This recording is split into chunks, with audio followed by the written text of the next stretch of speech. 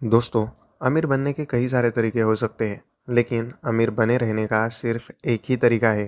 तो चलिए आज हम इस बात को दो इन्वेस्टर्स की कहानी से सीखते हैं। किताब का नाम है द साइकोलॉजी ऑफ मनी और मैं हूँ उल्लास। तो चलिए शुरू करते हैं।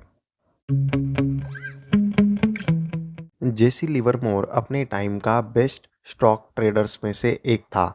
उसका जन्म 1877 में हुआ था, जब दुनिया को पता भी नहीं था कि कोई व्यक्ति ट्रेडर भी बन सकता है। उससे पहले ही उसने खुद को एक ट्रेडर के रूप में इस्टेब्लिश कर लिया था। 30 साल की उम्र में ही जेसी ने $100 मिलियन कमा लिए थे। उसके बाद 1929 में स्टॉक मार्केट क्रैश हो गई, जिसकी वजह से ग्रेट डिप्रेशन आया। उन दिनों चारों तरफ बस यही न्यूज़ छाई हुई थी। वॉल स्ट्रीट के न जाने कितने ही स्टॉक ट्रेडर्स ने सुसाइड कर लिया था। दिन है 29 अक्टूबर 1929 का। उस दिन जेसी का परिवार घर पर उसका इंतज़ार कर रहा था। उसकी वाइफ और दो बच्चे दरवाजे पर खड़े होकर उसके आने की राह देख रहे थे और उसकी मदर इन लॉ बेडरूम में अंदर बैठकर रो रही थी। जेसी घर पहुंचा। वो शॉक में था, पर इसलिए नहीं कि उसका दिवालिया निकल चुका था। उसने अपनी वाइफ को पूरी बात बताई।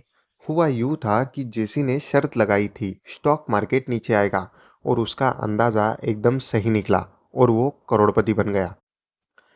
उस दिन जेसी ने $3 बिलियन कमाए थे। जब हर कोई ये शर्त लगा रहा था कि स्टॉक के रेट ऊपर जाएंगे, तब जेसी ने भविष्यवाणी कर दी थी कि स्टॉक मार्केट नीचे गिरेगा। बस फिर क्या, वो शर्त जीत गया और रातों रात अमीर बन गया। पर उसी दिन अब्राहम जर्मनस्की के साथ कुछ अलग किस्सा हुआ। अब्राहम एक अमीर रियल एस्टेट डेवलपर था। 1920 के शतक के दौरान वो मिलेनियर बन चुका था। बाकी ट्रेडर्स की तरह अब्राहम ने भी काफ़ी बड़ी शर्त लगाई थी कि स्टॉक मार्केट ऊपर चढ़ेगा, लेकिन स्टॉक मार्केट क्रैश हो गया।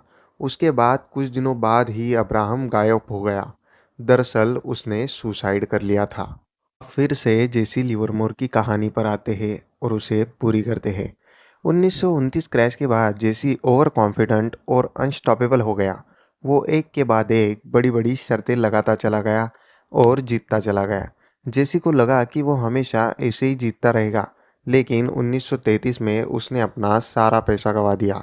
जेसी भी कुछ दिनों बाद गायब हो गया और उसने भी खुद की जान ले ली। जो चीज़ अब्राहम के साथ हुई वही 4 साल बाद जेसी के साथ हुई।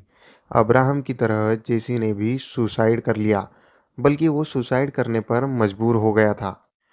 तो देखा आपने, दोनों आदमी अमीर तो बन गए थे, पर अपनी अमीरी बरकरार नहीं रख सके।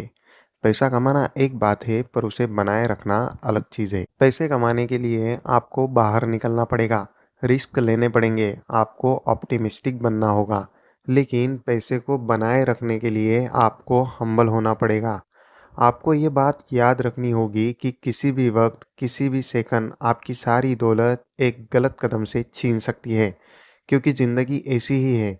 यहाँ कब क्या होगा कोई नहीं जानता। कभी आप एकदम टॉप लेवल पर आओगे तो कभी बॉटम लेवल पर। पैसे को बनाए रखने के लिए आपको सोच समझकर पैसे का इस्तेमाल करना सीखना होगा। और ये भी एक फैक्ट है कि पैसा मेहनत से कमाया जाता है, पर इसे कमाने में किस्मत का भी बड़ा हाथ होता है।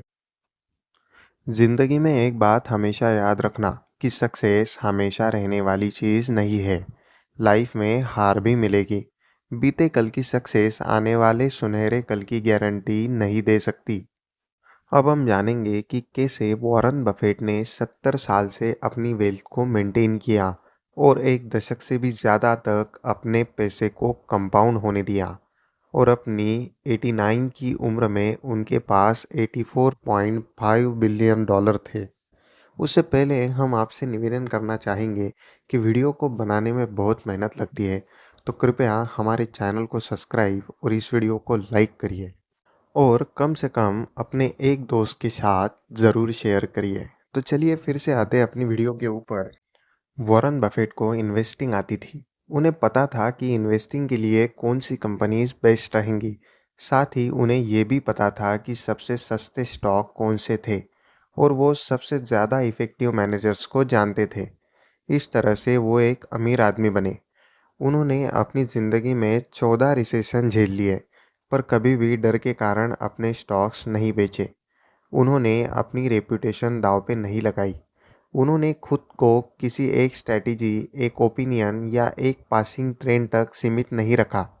उन्होंने कभी क्विट नहीं किया और न ही वो कभी रिटायर हुए।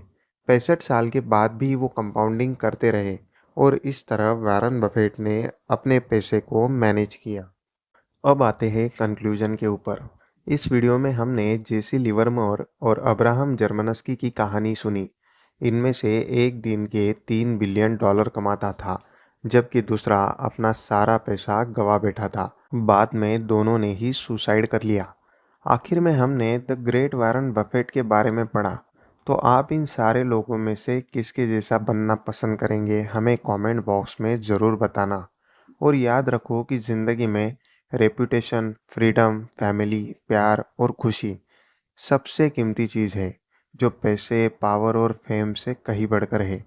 याद रखो, ये दुनिया गोल है और हार और जीत इस दुनिया का एक हिस्सा।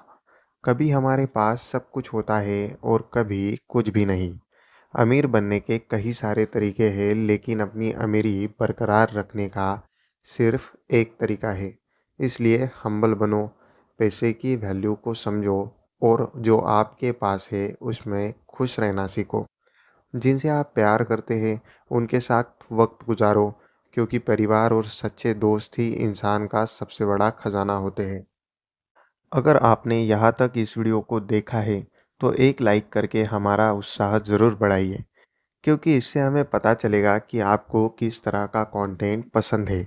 हमारे और अपने चैनल को सब्सक्राइब करिए और कम से कम एक सबसे प्यारे दोस्त के साथ इस वीडियो को ज़रूर शेयर करिए, जिसकी ज़िंदगी आप बदलते हुए देखना चाहते हैं। तो मिलते हैं अगले वीडियो में, तब तक के लिए अलविदा। जय हिंद।